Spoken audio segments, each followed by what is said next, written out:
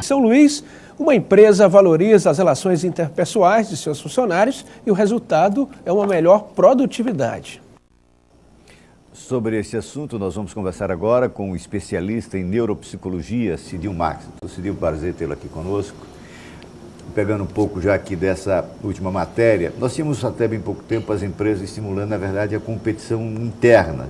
Isso fazia com que muita gente não tivesse parâmetro na relação com as pessoas para subir.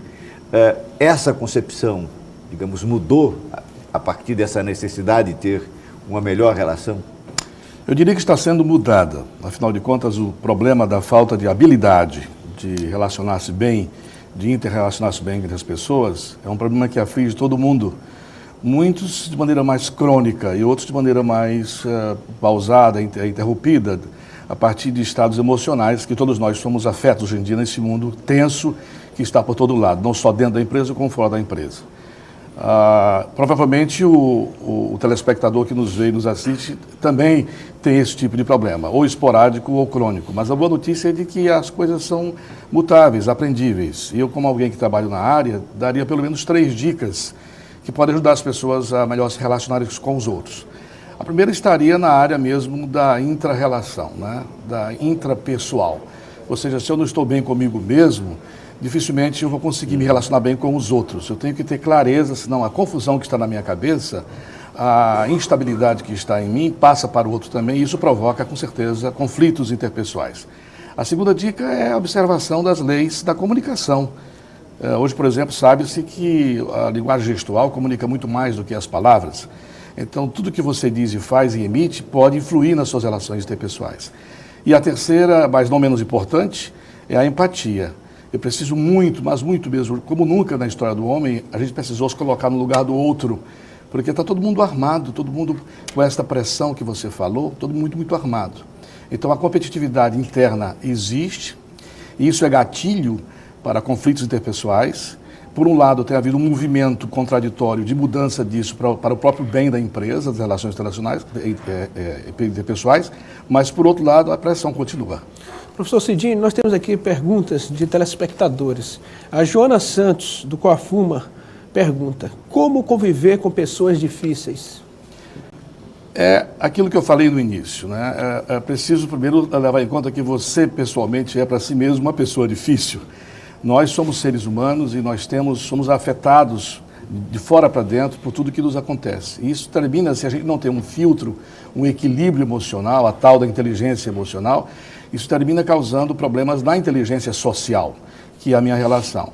Então eu diria que a primeira coisa é respirar fundo mesmo, é começar o dia de maneira sadia, tanto física como espiritualmente, para que, estando bem, eu consiga não ser afetado pelo outro. Porque, na verdade, quem nos incomoda não são os outros, quem nos irrita não é o outro. Quem nos incomoda somos nós mesmos na relação com os outros. Mas nós temos hoje uma mudança fundamental na sociedade nessa questão da relação. Nós não estamos mais conversando olho no olho, talvez por conta do computador, estamos mais isolados. De que forma isso afeta? Boa pergunta, porque afinal de contas, realmente a comunicação das redes sociais, da internet, do celular, estão tomando de conta, estão sendo pelo menos aumentadas em relação ao que se via no passado. Então aí o cuidado é com as palavras, o cuidado é com não clicar antes de pensar no que está sendo colocado. A gente às vezes tem o automatismo de responder automaticamente, e o automático é o emocional, é esse emocional que atrapalha. Então é realmente respirar fundo 3 vezes e antes de clicar dar uma lida no que está sendo dito. Professor, o senhor Joaquim de Jesus, ele que mora no centro, quer saber como manter uma boa relação interpessoal no casamento. Olha, Joaquim, você pergunta isso para alguém que trabalha na área, e eu sou especialista nessa área, mas também posso dizer que sou um exemplo, porque completei agora em maio 36 anos de casado. Talvez até uma exceção à regra, de modo geral. E eu diria que tudo depende muito do acordo que se faz com o cônjuge, que não é o acordo do contrato matrimonial, mas o acordo de ser feliz. A felicidade é algo que tem que ser conquistado a cada dia, né? Há uma diferença muito grande entre paixão e amor. A paixão é o start, né, para que o amor aconteça. E o amor só vai acontecer se os dois quiserem. Amar é uma questão de decisão. Então, para ser feliz no casamento e ter uma boa relação interpessoal, é preciso que haja essa vontade de ambos de aproveitarem-se das falhas para crescerem, para serem resilientes, para aprenderem a tolerar-se, aprender a perdoar sobretudo. Talvez esse seja um bom começo. Não resolve tudo do casamento, mas talvez seja um bom começo, viu, Joaquim? O senhor falou de uma palavra que me parece nesse momento, diante da tensão em que a gente vive, que deveria ser exercitada constantemente por todos nós, que é a tolerância. Eu acrescentaria a capacidade de perdoar para que se pudesse ter um bom relacionamento? Com certeza, não há tolerância sem a capacidade de perdoar. E é bom que se diga aqui que o perdão não é um perdão somente das pessoas para com as pessoas. O perdão verdadeiro começa da gente com a gente mesmo. E depois é que a gente tem que perdoar os outros. E tudo isso, claro, acobertado pelo perdão maior, que é o perdão de Deus, que é a fábrica, que é a fonte que nos dá a capacidade de reconhecer que a gente, de uma forma ou de outra, é culpado pelo que aconteceu. E que, apesar de ser culpado, nós temos o direito de errar.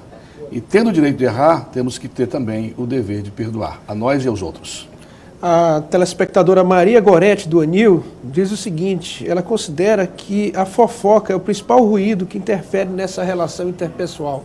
E quer saber a sua opinião. Com certeza, e a fofoca ela é originária dessa relação interpessoal. As pessoas que fofocam a vida dos outros, no fundo é porque não estão satisfeitas consigo mesmas. Elas projetam nos outros falhas que estão em si. Ou seja, nem sempre a fofoca está numa falha do outro, ela está numa falha talvez inconsciente de minha parte. Então, na verdade, resumindo, as relações interpessoais, para serem sadias, começam com relações intrapessoais sadias. Há que se trabalhar o meu estado espiritual. Falou-se muito em inteligência múltipla, inteligência emocional, mas hoje o que está em voga é a inteligência espiritual, que não tem muito a ver com religião.